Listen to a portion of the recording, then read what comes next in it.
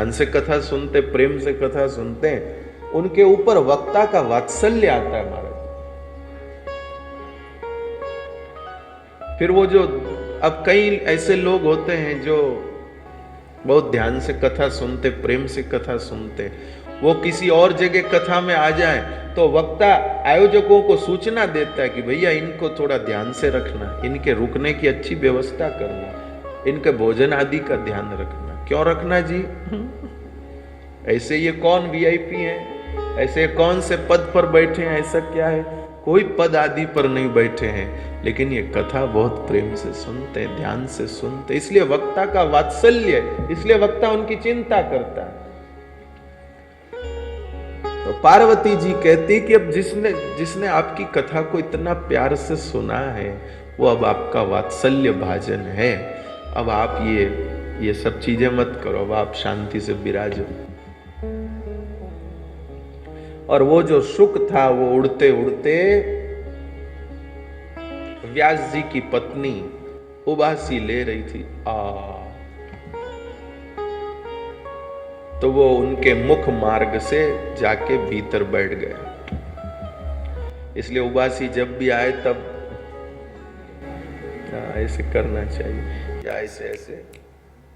खैर ये तो एक ऐसी बात है, लेकिन वो शुक व्यास जी की पत्नी के गर्भस्थ हो गया। कई वर्षों तक वो अपनी व्यास जी की पत्नी के गर्भ में ही रहा। अब व्यास जी की पत्नी को कष्ट होने लगा। तब व्यास जी ने गर्भस्थ उस शिशु को कहा कि अब तुम बाहर आओ, तुम्हारी मां को कष्ट हो रहा है। तो उस शिशु ने कहा कि मैं बाहर तो आ जाऊं, मेरी मां को कष्ट हो रहा है, लेकिन बाहर आने पर मुझे कष्ट होगा, उसका क्या है? तो व्यास जी ने कहा, रे पगले, मां के पेट में ज्यादा कष्ट है, सिर नीचे टांग ऊपर किए लटकना, और फिर मां के पेट में कैसे कीड़े काटते हैं, जलन होती है, वो सब होता है, इतनी समस्याएं हैं,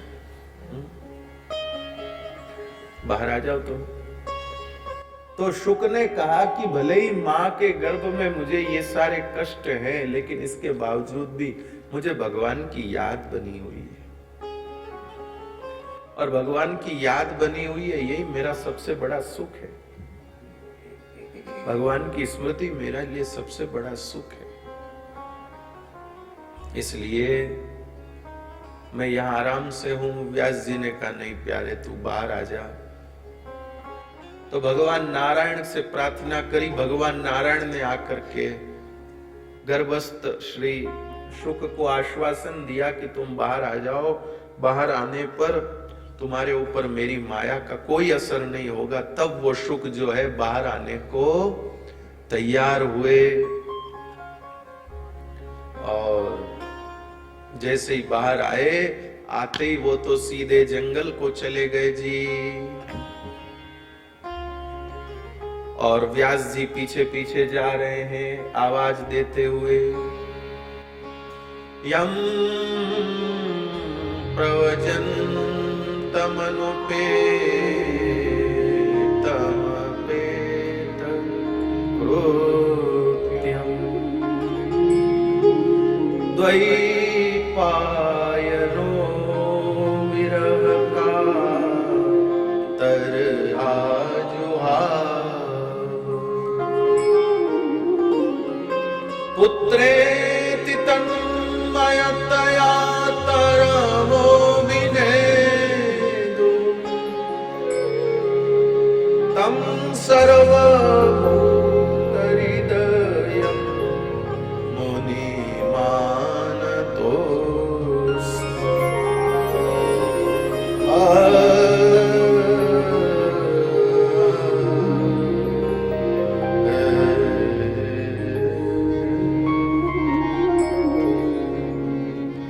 पीछे पीछे गए व्यास जी, बेटा रुको, बेटा रुको, लेकिन रुके ही नहीं सुखदेव जी। अभी मैंने इनसे बातचीत ही नहीं करी, उसमें इनकी इतनी ममता है, बेटा बेटा करके पीछे आ रहे हैं। रुकूंगा, बातचीत करूंगा तो और ममता बढ़ेगी, और ममता बढ़ने के बाद दोनों के लिए मुश्किल होगा।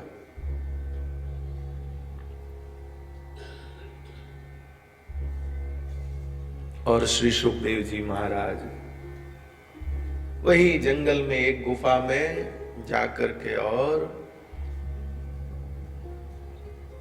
समाधिस्थ हो गए। अब इधर व्यास जी सोचने लगे, भाई सोचा था बेटा होगा, भागवत का प्रचार प्रसार करेगा, लेकिन ये तो जंगल में जाके बैठ गए, अब क्या करूं। तो व्यास जी ने क्या किया, व्यास जी ने अपने छोटे छोटे शिष्यों को भागवत के श्लोक सिखा दिए। छोटे छोटे बच्चों को भागवत के श्लोक सिखा दिए। और छोटे बच्चे तो छोटे बच्चे होते, आपको पता, उनको नहीं पता होता कौन सा कहाँ गाना होता, कौन सा कहाँ नहीं गाना होता। उनको तो जो सुनने को मिल जाए वही उनके लिए तो बहुत बढ़िया गायन हो जाता है। तो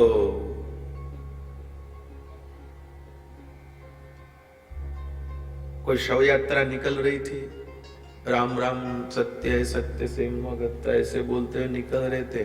बच्चे घर के बाहर खेल रहे थे, उनको लगा ये भी कोई बहुत बढ़िया गाना शादी में गाने का। और बच्चों का अपना ज्ञान अलग होता है। हाँ, एक बच्चे ने दूसरे बच्चे को पूछा, ये क्या निकल रहा है रे? बोलिए बारात है। बोले लेकिन बारात कल तो देखी थी, कल तो वो घोड़ी के ऊपर बैठे थे। बोले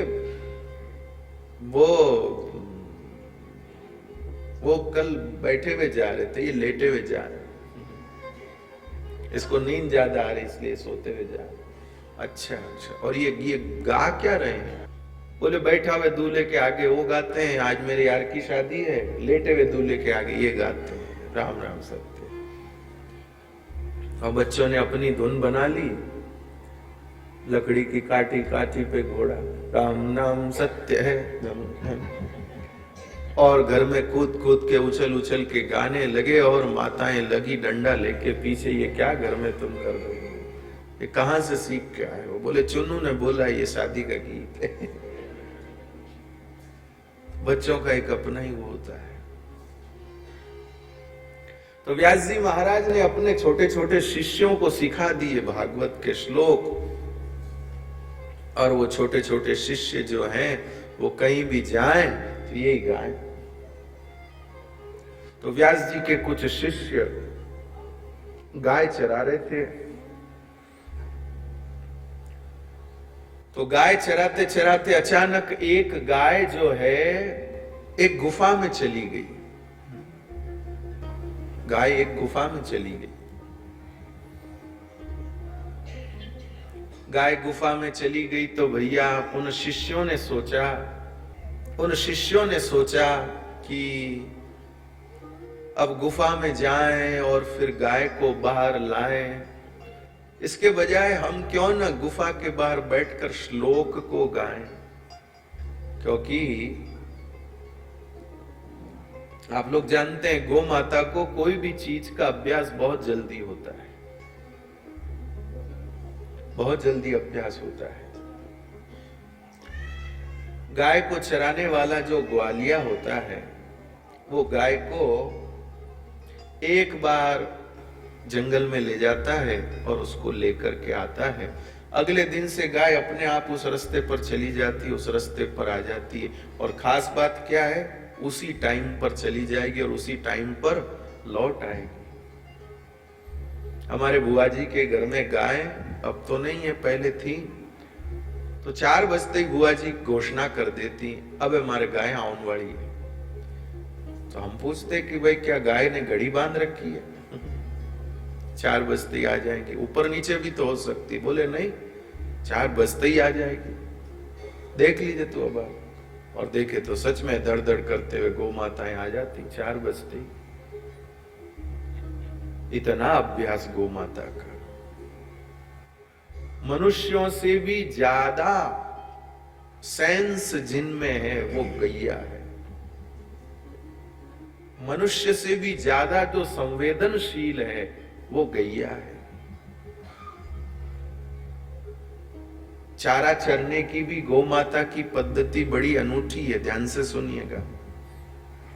और कोई जानवर चारा चरते हैं ना तो वो उस पौधे को जड़ से खत्म कर देते, जड़ से ही खा जाते। और गौ माता जब खाती है तो उस पौधे पर एक बार मुंह लगाएगी, फिर आगे बढ़ जाएगी। ये गौ माता की समझ है।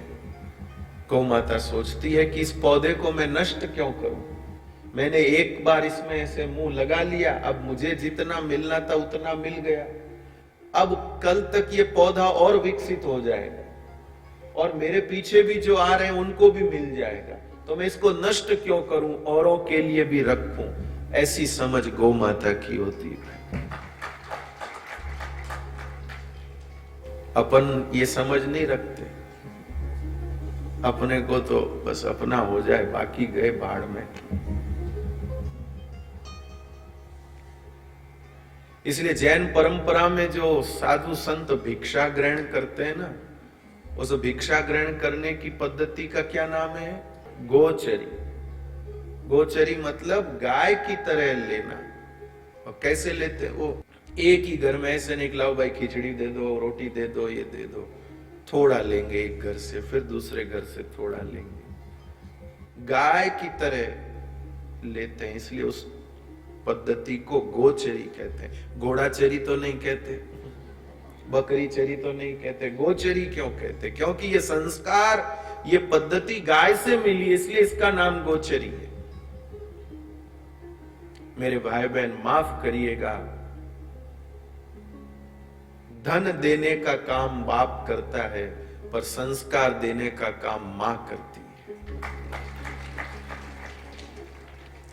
संस्कार देने का काम मां करती है। आज गोचरी जैसा संस्कार गाय ने दिया है, तो ये निश्चित है कि गाय की आकृति पशु जैसी है, पर गाय पशु की आकृति में दिखते हुए भी संस्कार देने वाली मां है।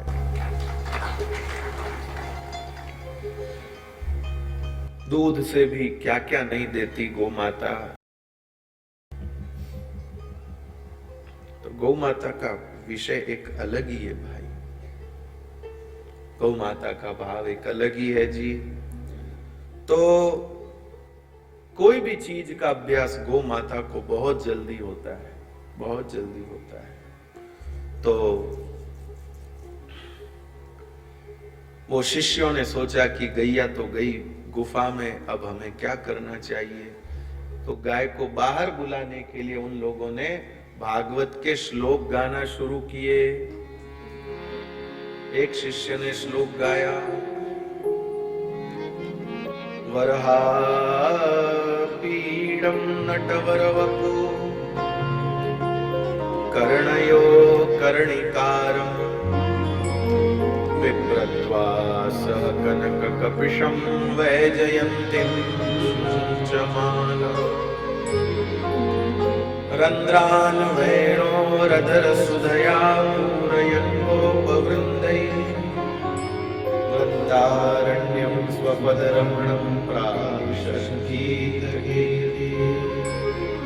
श्लोक गाया। इस श्लोक में वरहा पीडम नटवर वपु कर्णयो कर्णिकारम, वरहा पीडम नटवर वपु, भगवान का जो श्रीअंग है वो नटवर है। नटवर यानी भगवान के अंग अंग में नृत्य भरा हुआ है। वो सीधे सीधे भी चलते हैं तो लगता है नाच ही रहे।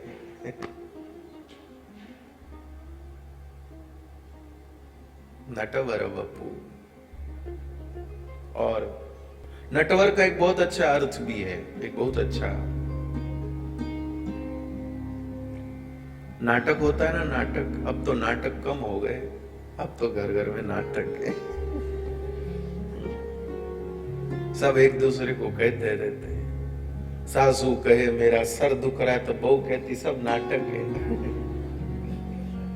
और बहू कहे मेरी कमर दुखे तो सासू कहे सब नाटक है।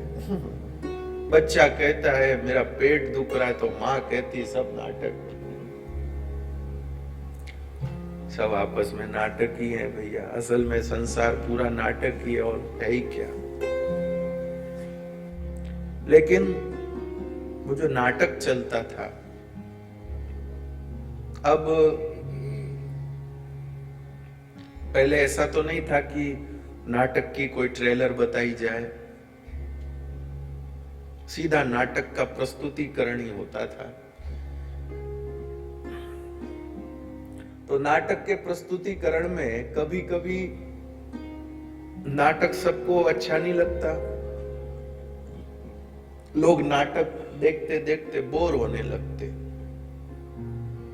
तो नाटक का जो निर्देशक है वो समझ जाता कि लोग ऊब रहे हैं, नाटक से बोर हो रहे हैं, तो वो नाटक में कुछ न कुछ बहाना करके एक ऐसे कलाकार की एंट्री कराता जिस कलाकार के मंच पर आते ही सब एकदम फ्रेश हो जाते।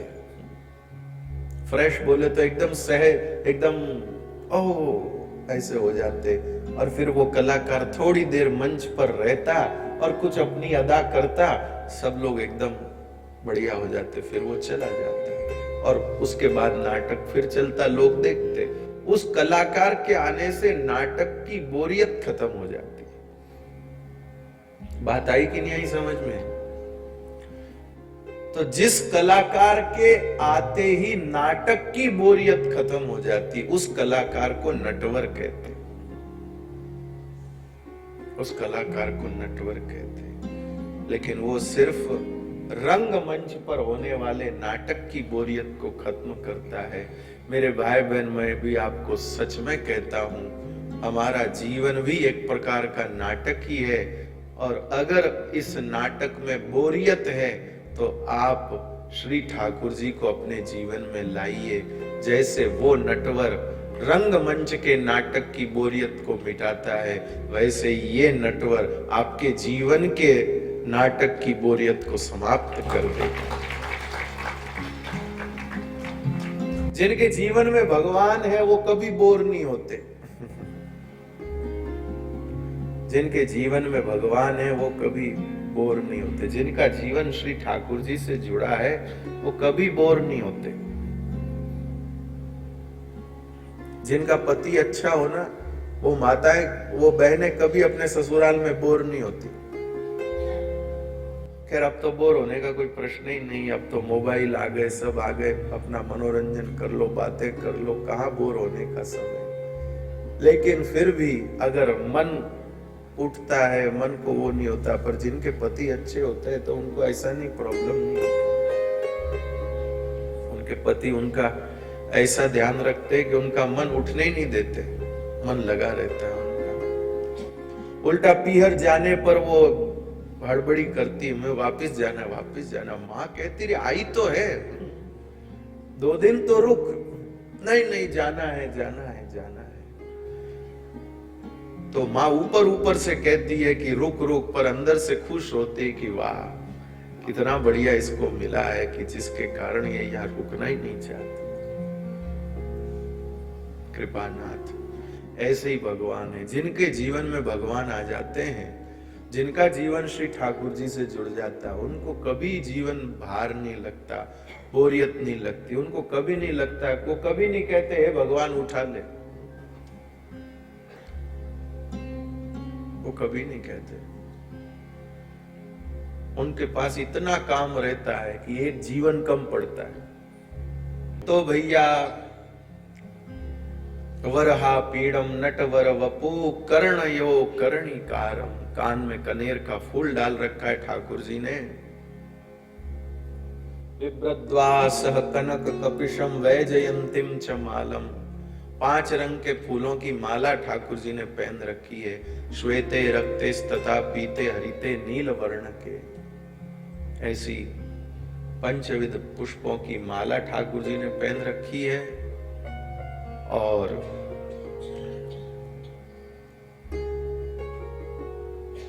कंधे पर पीतांबर लहरा रहा है, ग्वाल बाल उनका गुणगान कर रहे हैं। ये सब सुना सुखदेव जी ने अपने कानों से, तो वे सोचने लगे कि मैं ये समाधि लगा करके, ये ध्यान लगा करके जिसको प्राप्त करना चाहता हूं, मैं ध्यान के द्वारा, समाधि के द्वारा जिनको प्राप्त करना चाहता हूं, वो तो यहां ऐसे इन बच्चों के होठों पर, इन बच्चों की जिह्वा पर नृत्य कर रहे हैं। मेरे भाई बहन, आपकी जिह्वा पर भगवान नाम आ गया तो समझिए भगवान नाम नहीं आया, आपकी जिह्वा पर भगवान नाम आ गया मतलब साक्षात भगवान का अवतार हो गया। एक महात्मा जी ने अपने मुख से कहा, कौशल्या जी ने एक बार राम को जन्म दिया, देवकी जी ने एक बार कृष्ण को जन्म दिया, लेकिन ये वैष्णव जितनी बार अपने मुंह से राम कृष्ण बोलते, उतनी बार राम जन्म होता है, उतनी बार कृष्ण जन्म होता है। तो सुखदेव जी सोचने लगे कि मैं जिस प्रभु को याद कर रहा हूं, जिनकी लीला का रस लेना चाहता हूं, वो तो रस तो इन छोटे छोटे बच्चों की जिह्वा के ऊपर ऐसे नाच रहा है। वो रस तो इन छोटे छोटे बच्चों की जिह्वा पर नाच रहा है। तो इसलिए श्री सुखदेव जी ने अपनी समाधि को तो वहीं विराम दिया, और समाधि को विराम दे करके और वे आ गए बाहर, और उन छोटे छोटे बच्चों को पूछने लगे, अरे बच्चों, ये सब तुम कहां से सीख करके आए हो, तुमको किसने बताया ये सब? तो उन बच्चों ने कहा, ये सब हमको हमारे गुरुजी ने बताया है। तुमको और आते हैं ऐसे तो सुनाओ मुझे। तो उन्होंने कहा, हमको तो 2-4 ही आते, बाकी हमारे गुरुजी को बहुत आते हैं, चलो हमारे गुरुजी के पास चलो। और श्री सुखदेव जी महाराज को लेकर के और वो सब जो है वो व्यास जी के पास आए। सुखदेव जी ने देखा, पिताजी आपके पास इतना सुंदर, और आपने मुझे बताया ही नहीं। व्यास जी ने कहा, तू रुकता तो बताता था, तू तो रुका ही नहीं, तू तो सीधा जंगल की दौड़ा। लेकिन कोई बात नहीं, अभी भी कोई पुराना नहीं हुआ है, बैठ मैं तुझे सुनाता हूं। और श्री व्यास जी महाराज ने सुखदेव जी को पूरा श्रीमद् भागवत महापुराण सुना दिया जी। और सुखदेव जी ने उसको सुनकर कंठस्थ नहीं हृदयस्थ किया। कंठस्थ किया हुआ तो भैया कभी न कभी धीरे धीरे लुप्त हो जाता है, लेकिन हृदयस्थ किया हुआ कभी भी लुप्त, बोलिए ना, नहीं होता है। अब अच्छा लगा मुझे आपसे। हृदयस्थ किया हुआ कभी लुप्त नहीं होता। जो दिमाग में बैठा है वो कभी न कभी समय के साथ निकल जाएगा, लेकिन जो दिल में बैठा है वो मरते दम भी कहीं नहीं जाएगा भाई, वो हमेशा साथ रहने वाला जो दिल में बैठा है। अब सुखदेव जी सोचने लगे, मैं भागवत का प्रचार प्रसार करूं, अब मैं किसे ये रस पिलाऊं भाई, है मैं किसको ये दूं कथा? तो भैया सुखदेव जी को कौन मिला ऐसा? तो सुनिएगा जी कथा। महाभारत का युद्ध हुआ।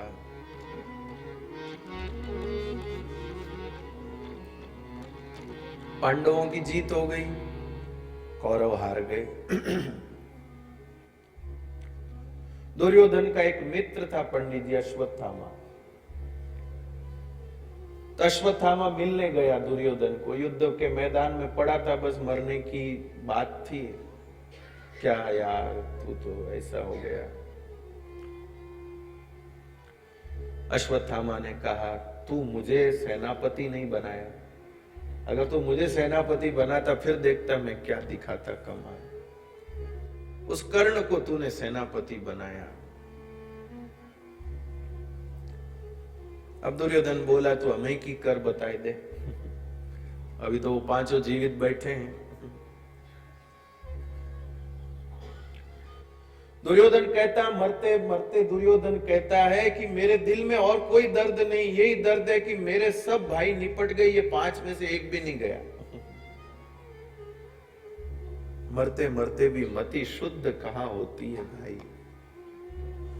अश्वत्थामा बोला तो चिंता मत कर, मैं तेरे को खुश करने के लिए, तेरी प्रसन्नता के लिए और 5 पांडवों को मार के आता हूं। दुर्योधन ने कहा जा, ऐसे दोस्त मत बनाओ भैया जिनकी खुशी के लिए आपको मारकाट करनी पड़े। ऐसे मित्र मत बनाओ जिनकी प्रसन्नता के लिए आपको व्यसन करना पड़े। ऐसे मित्र मत बनाओ भाई जिनकी खुशी के लिए आपको उल्टे सुल्टे काम करने पड़े। ऐसे दोस्त मत बनाओ जिनके साथ रहने के लिए, जिनकी कंपनी में, सोसाइटी में रहने के लिए आपको गड़बड़ करना पड़े। कई साल पहले मैं एक घर में गया था, तो उस घर का जो एक बालक है वो मेरा अच्छा मित्र हो गया। तो एक दिन उसकी मां ने शिकायत करी कि ये गड़बड़ खाता है, रोज तो नहीं खाता लेकिन ये अपने दोस्तों के साथ पार्टी में जाता है तब खा लेता है और कभी कभी गड़बड़ पी भी लेता है। अरे बाप रे, मैंने कहा अब क्या करें। उसको बुलाया मैंने और मैंने उसको कहा कि तुम्हारी माँ क्या कह रही है। तो उसने सफाई क्या दी सुनिएगा आप। उसने कहा महाराज मैं क्या करूं, हमारे स्कूल का जो, हमारे कॉलेज का जो होता है, टीम होती है जो सब मिल करके ऐसे फंक्शन बन करते हैं, सेलिब्रेशन करते हैं, उसमें मुझे भी जाना पड़ता है। और अगर उसमें मैं वैसा न करूं जैसा वो सब कर रहे हैं तो मैं उनकी सोसाइटी का हिस्सा बन के नहीं रह सकता। वो खा रहे वैसा न खाऊंगा और वो जैसा पी रहे वैसा नहीं पीऊंगा, वो जैसा पहन रहे वैसा नहीं पहनूंगा, जैसा वो कर रहे वैसा मैं नहीं करूंगा, तो मैं उनकी सोसाइटी का हिस्सा बन के नहीं रह सकता।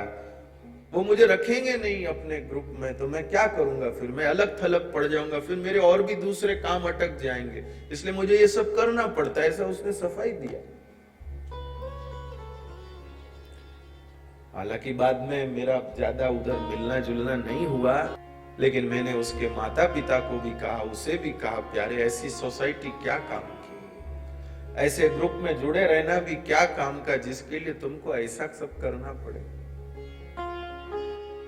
लेकिन ऐसी बहुत जगहों पर स्थिति है, बहुत सारे लोग इसीलिए व्यसन कर रहे हैं, गड़बड़ सड़बड़ खा रहे हैं, कर रहे हैं। क्या करें, नहीं तो जुड़े रहने के लिए जरूरी है। कई लोग कहते हैं व्यापार करते हैं महाराज जी, कहीं गुटखा ऐसे ही खाना सीखें। पूछा भाई क्यों खाते, बोले क्या करें, हमारे सब जो भी आते हैं व्यापारी जिनके साथ हमारा व्यापार चलता है वो सब खाते हैं। अब उनके साथ बातचीत करें और वो बना के तो लो, थोड़ा लो, और न लें तो फिर उनको अच्छा नहीं लगता, तो फिर वो सौदे में फर्क आता है, इसलिए लेना पड़ता है। सौदे में फर्क आए तो आए, पर आप व्यसन करके अपने जीवन में फर्क क्यों लाते हैं? इसलिए घाटा स्वीकार करिए, सोसाइटी के बजाय अकेले रहना स्वीकार करिए, पैसा कमाने के बजाय थोड़े गरीब रहना स्वीकार करिए, पर व्यसन और गलत संग किसी भी कीमत पर स्वीकार कर ले।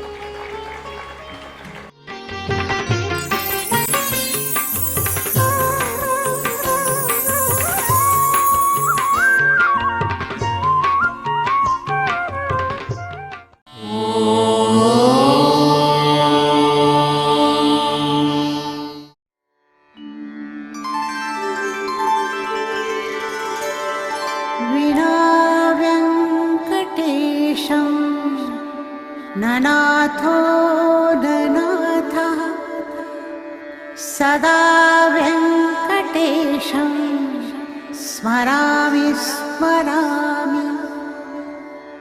हरे वेङ्कटेश प्रसीद प्रसीद, प्रियं वेङ्कटेश प्रयच्छ प्रयच्छ।